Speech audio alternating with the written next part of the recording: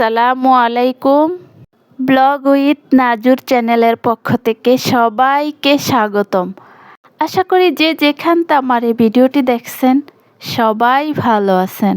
আমিও আলহামদুলিল্লাহ ভালো আছি। ভিডিওর শুরুতে সবাইকে একটা রিকোয়েস্ট করব, অবশ্যই যারা ভিডিওটা দেখবেন লাইক দিয়ে কন্টিনিউ করবেন।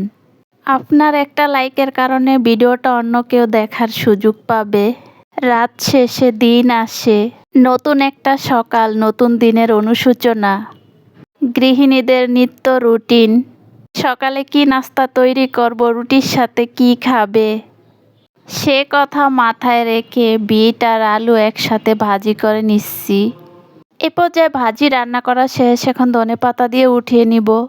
অন্যদিকে আটা কাই করে আমি রুটি বেলে নিয়েছি। ভাজিটা উঠিয়ে রুটিগুলো আমি সেঁকে নিব। বেশিরভাগই রুটি বানিয়ে ফ্রোজেন করে রাখি, তো মাঝে মধ্যে আবার রুটি শেষ হয়ে গেলে সাথে সাথে কাই করে সাথে সাথে বানিয়ে ফেলি।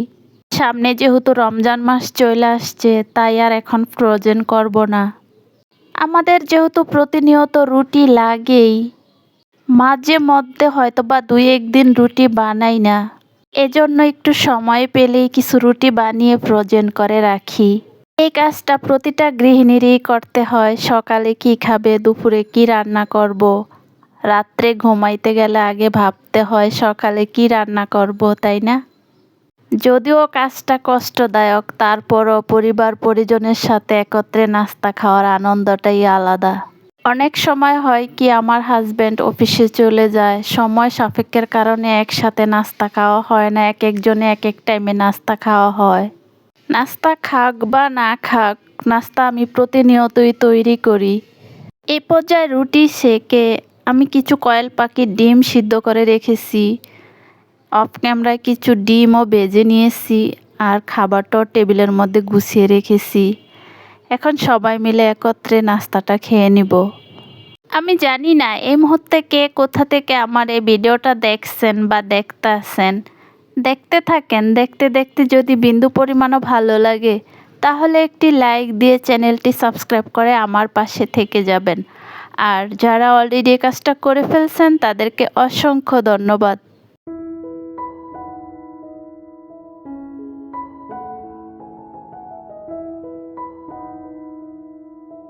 আসলে এই পৃথিবীতে কিছু কিছু মানুষ চেনা খুব কঠিন।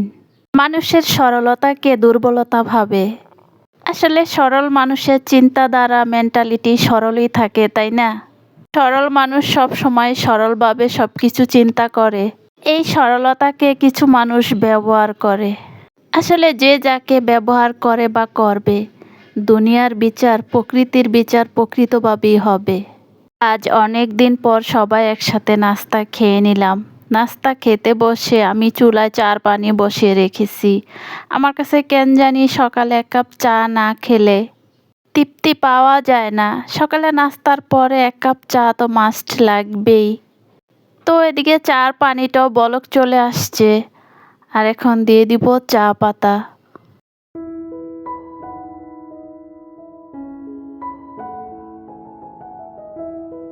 এই পর্যায়ে চা জাল করা শেষ, তো এখন চা ছেঁকে দুধ চিনি মিশিয়ে চাটা তৈরি করে নিব।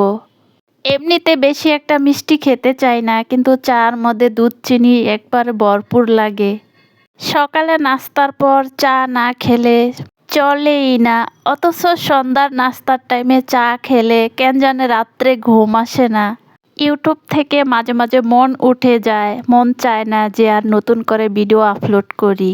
আবার মাঝে মাঝে মনে হয় যে একটা প্ল্যাটফর্মে নিজেকে নতুন করে তুলে ধরতে পারি, কিছু কথা বলতে পারি, নিজের অ্যাক্টিভিটিস শেয়ার করতে পারি, এটাই তো ভালো।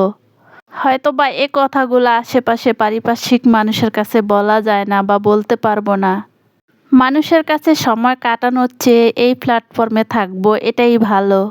কথা বলতে বলতে এখানে আমি নাস্তা খেয়ে প্লেট বাটিগুলো অফ ক্যামেরায় ক্লিন করে নিয়ে আসছি, আর এখন টেবিলটাও একটু ক্লিন করে নিব। আমার কাছে মনে হয় সময়ের কাজ সময় মতো করলে সময়ও বাঁচে, কাজটাও সময় মতো হয়ে যায়। তাই আমি সব সময় চেষ্টা করি সময়ের কাজ সময় মতো করার জন্য। প্লেট বাটিগুলা ক্লিন করে নিয়ে আসছি, তো এখন একটু টেবিলের মধ্যে সরিয়ে রাখবো। পানি ঝরে গেলে আমি এগুলা গুছিয়ে নিব। নাস্তা খেয়ে প্লেট বাটি ক্লিন করে, টেবিল ক্লিন করে, যা যা রান্না করব অফ ক্যামেরায় সব কিছু কাটাকাটি করে নিব। ভাবছি তেমন কিছু রান্না করব না, হালকা পাতলা কিছু রান্না করে নিব। এখন যেহেতু আবহাওয়া ওয়েদারটা একটু অন্যরকম, বসন্তের আগমনে সবকিছুই একটু পরিবর্তন। ঝরে গেছে গাছের পাতা, শুকনো ডালে দিয়েছে ফুল, বসন্তে দিয়েছে ধরা। বসন্তের এই কয়েকটা দিনই অনেক ভালো লাগে, তারপরে তো গরম চলে আসতেছে। অফ ক্যামেরায় মিষ্টি কুমড়া কেটে, চিংড়ি মাছও কেটে বেছে নিয়েছি। তো এখন পেঁয়াজ ভেজে কিছুটা পরিমাণ রসুন বাটা, হলুদ মরিচ দিয়ে মশলা কষিয়ে নিব। আর এখন চিংড়ি মাছটা দিয়ে দিব মশলার সাথে, যেহেতু চিংড়ি মাছ দিয়ে মিষ্টি কুমড়া ভাজি করব।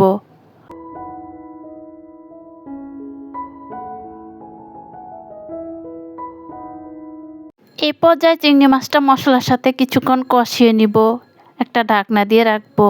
আর ঢাকনা উঠিয়ে একটু নেড়ে চেড়ে দিয়ে দিব মিষ্টি কুমড়াগুলো। মিষ্টি কুমড়া যেহেতু নরম, হইতে তেমন একটা টাইম লাগে না। মিষ্টি কুমড়া চিংড়ি মাছ মশলার সাথে মিশিয়ে একটা ঢাকনা দিয়ে ঢেকে দিব। শীতের সময় যে কোনো খাবারই অনেক ভালো লাগে। ঋতু পরিবর্তনের কারণে এখন কোনো খাবারই আমার কাছে ভালো লাগে না শাকসবজি ভাজি ছাড়া। সে কথা মাথায় রেখে আজ ভাবছি যে সাদামাটা রান্না করব। এই পর্যায়ে মিষ্টি কুমড়া ভাজি রান্না করা শেষ, তো এখন লবণ চেক করে ধনেপাতা দিয়ে উঠিয়ে নিব। আজ আমি সময় বাঁচানোর জন্য, কাজ কমানোর জন্য একটা কড়াইতেই সব রকমের তরকারি রান্না করে নিচ্ছি। এমনি তো আমি রান্না শেষে সব কিছু খাবার বাটিতে সার্ভ করে রাখি, আর ভাজি তো অবশ্যই করব। এই পর্যায়ে করলাও ভাজি করে নিব। এই সিজনে করলা ভাজি খেতে আমার কাছে খুবই ভালো লাগে। যদিও আমার মেয়ে খেতে চায় না, এত কিছুর পরেও আমার ডিম ভাজতে হবে। করলা ভাজিতে তো তেমন কিছু লাগে না, এটা আমরা সবাই জানি। আর করলা ভাজিটা যেহেতু আমি সাদা রাখবো, তাই কিছু ফালি করা কাঁচামরিচ, পেঁয়াজ, লবণ দিয়ে তেলের মধ্যে ভেজে নিব। করলা ভাজি তিতামুক্ত, চাইলে অবশ্যই পেঁয়াজ বেশি করে দিবেন, তাহলে আর করলা ভাজি তিতা লাগবে না। অনেকে টিপসটা জানে, আবার অনেকে জানে না। এই পর্যায়ে রান্না বাড়া শেষ, তো টেবিলের মধ্যে খাবারটা সার্ভ করে রেখেছি। অফ ক্যামেরায় আমি ডালও রান্না করে নিয়েছি। আজ দুপুরে সাদামাটা খাবার যা ছিল।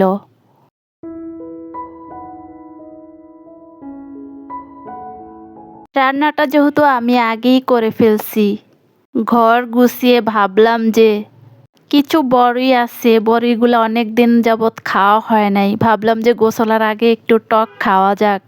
অফ ক্যামেরায় গোসল করে দুপুরের খাবারটা খেয়ে নিব। এতক্ষণ ধৈর্য ধরে আমার সাথে থেকে যারা আমার এই ভিডিওটা দেখেছেন, সবাইকে অসংখ্য ধন্যবাদ। সবাই ভালো থাকবেন, সুস্থ থাকবেন। আল্লাহ হাফেজ।